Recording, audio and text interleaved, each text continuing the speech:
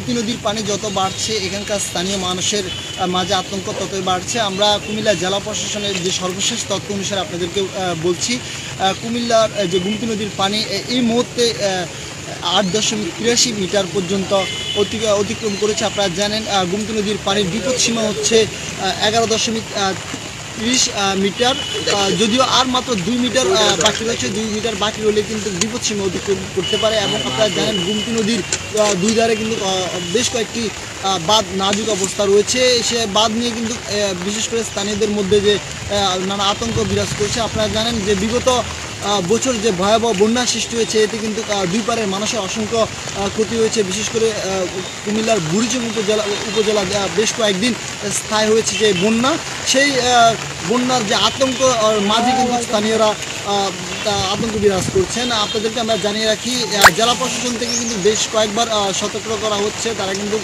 আমরা তাদেরকে জানতে পারছি মাইকিংও করছেন, যে সতর্ক করছেন। বিশেষ করে কুমিল্লা গুমতি নদীর দুই ধারে কিন্তু আনুমানিক 1.5 লক্ষ মানুষের বসবাস।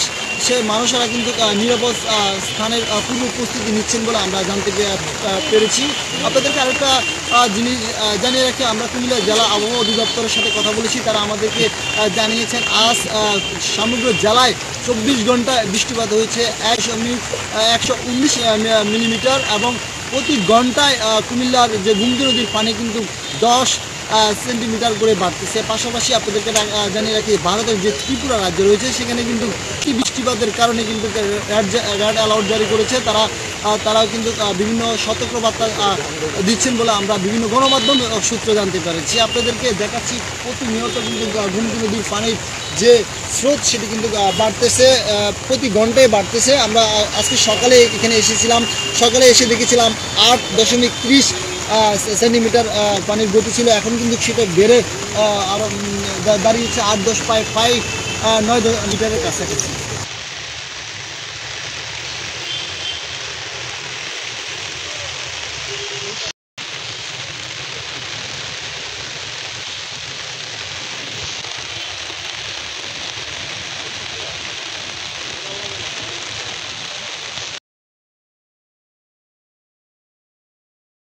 ওয়ালটন এখন দেশের সীমানা পেরিয়ে পৌঁছে গিয়েছে 50টিরও বেশি দেশে। ওয়ালটন, ঘরে ঘরে বিশ্বজুড়ে।